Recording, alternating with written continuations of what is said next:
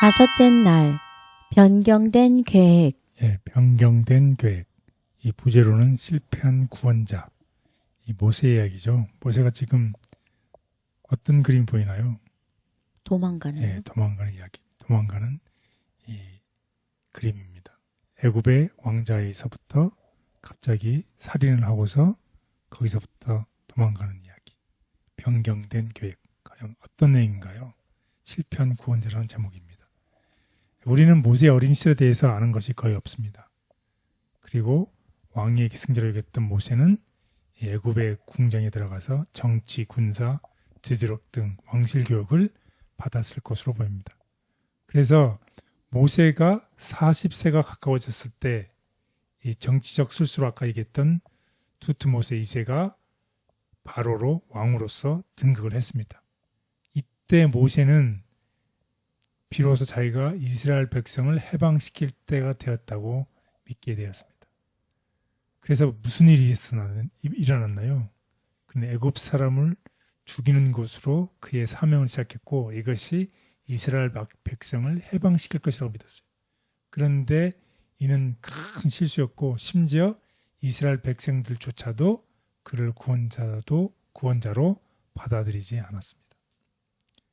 정말로 단 며칠 만에 모세가 바로의 궁중에서 존경받던 왕자였는데 이제 사람을 죽인 살인자로 이제 도망자의 신세가 돼서 목자로 전락했던 그런 슬픈 이야기입니다. 정말 어느 하루아침에 그의 지위가 땅끝까지 떨어지는 이야기죠. 이런 상황 속에서 하나님은 모세를 버리지 않으시고 오히려 그의 실수 속에서 이제 모세를 준비시키시고 이제 그를 사용하시는 이야기입니다. 이 이야기를 통해서 우리가 무엇을 알 수 있나요? 우리의 삶 속에서도 우리가 하나님 없이 정말 우리가 잘 나가면 정말 우리가 승승장구할 것 같은데 우리가 어느 날 갑자기 우리의 삶이 초라해지고 떨어지고 나락에 떨어졌을 때 모든 사람들이 다 나를 떠나갔을 때 누구만은 하나님은 여전히 우리와 함께 하시고 우리의 그 아픈 실수 속에서도 다시 모세를 준비시켰던 것처럼 우리를 준비시켜서 우리가 하나님 일을 할 수 있도록 사용하신다는 사실을 꼭 기억하면 좋겠습니다. 출애굽기 2장 11절에서 25절. 모세가 장성한 후에 한 번은 자기 형제들에게 나가서 그들이 고되게 노동하는 것을 보더니 어떤 애굽 사람이 한 히브리 사람 곧 자기 형제를 치는 것을 본지라.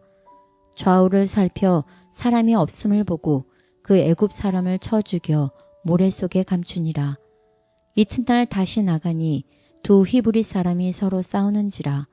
그 잘못한 사람에게 이르되 내가 어찌하여 동포를 치느냐 하매 그가 이르되 누가 너를 우리를 다스리는 자와 재판관으로 삼았느냐. 내가 애굽 사람을 죽인 것처럼 나도 죽이려느냐. 모세가 두려워하여 이르되 일이 탈로 되었도다. 바로가 이 일을 듣고 모세를 죽이고자 하여 찾는지라.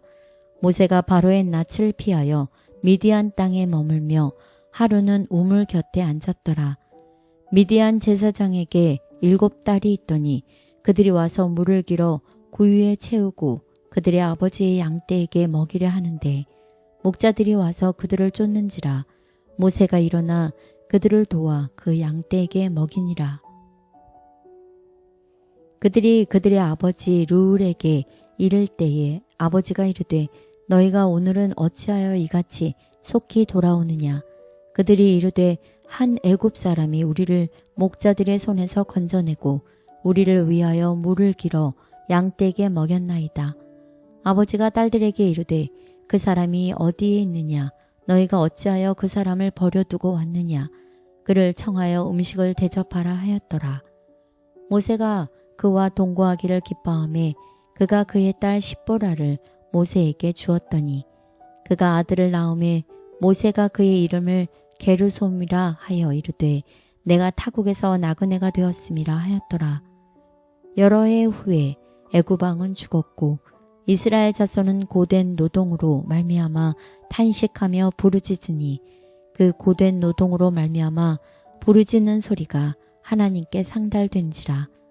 하나님이 그들의 고통 소리를 들으시고 하나님이 아브라함과 이삭과 야곱에게 세운 그의 언약을 기억하사 하나님이 이스라엘 자손을 돌보셨고 하나님이 그들을 기억하셨더라. 네, 모세가 이제 미디안에서 40년 동안 하나님의 교육을 받는 이야기죠. 이 모세가 120년을 살았습니다. 그래서 120년 산 그의 삶을 세 등분해 보면 처음에 40년은 어떤 삶을 살았나요? 이집트에서 처음 40년을 살았어요. 그리고 대부분은 어디서 지낸 이야기입니까? 왕궁에서 지낸 이야기입니다. 12년은 어머니 손에 끼워주고 그 이후에는 왕궁에서 지낸 이야기입니다. 그리고 나머지 또 다른 40년, 그러니까 이제 80세까지죠. 그때는 어디서 살았어요? 미디안 땅에서 살았어요. 이 광야 이드로의 집에서 지낸 이야기입니다. 그리고 마지막 40년이 또 남아있죠. 네. 마지막 40년간은 그가 그의 첫 5권인 모세오경과 이번 교과의 대본을 차지하는 내용을 이제 기록한 40년 기간 동안 기록한 이야기입니다. 그래서 우상 숭배로 가득한 세상에서 참 하나님의 본질과 성품을 드러내며 증가하는 이스라엘을 추격하는 이야기를 기록한 이야기가 나머지 40년을 사는 그 기간 동안에 기록한 이야기가 되겠습니다. 이런 그의 삶을 통해서 그가 그렇게 할 수 있었던 내용은 무엇 때문이냐면 끊임없이 하나님을 붙들었던 이야기예요.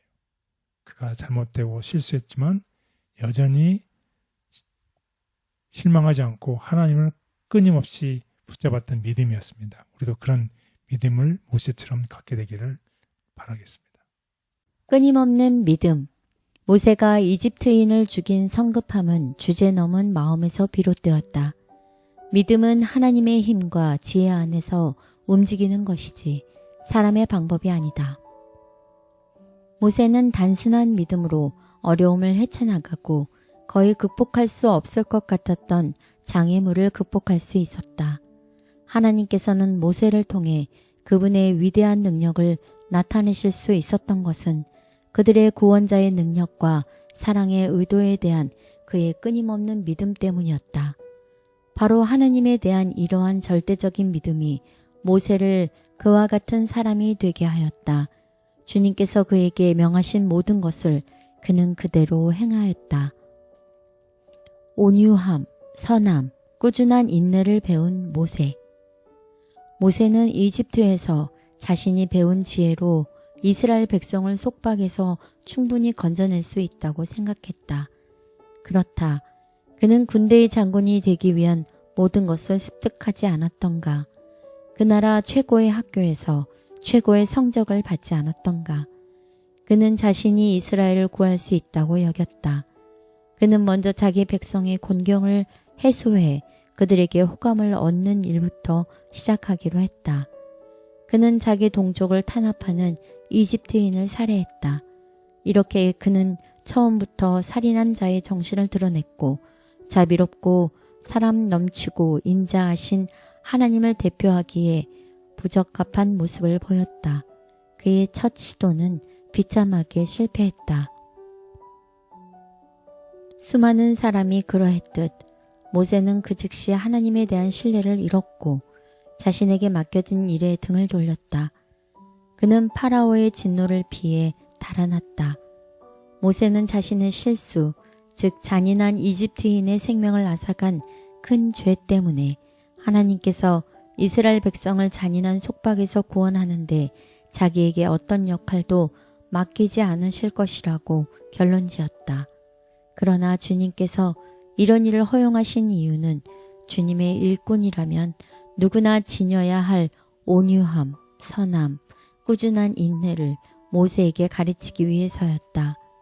왜냐하면 주님의 사업에서 성공적인 일꾼이 되는 것은 바로 이러한 특성들 때문이다. 모세는 결정의 순간에 거짓 신이 되는 대신 참 하나님을 믿기로 선택했다. 당시 앞날에 어떤 일이 있을지 몰랐지만 하나님은 그를 위한 계획을 이루고 계셨다. 하나님께 도전했던 바로. 모세가 애굽에서 도망한 후 40년 동안 우상 숭배는 승리한 것처럼 보였다. 해마다 이스라엘 사람들의 희망의 불빛은 희미해져 갔다.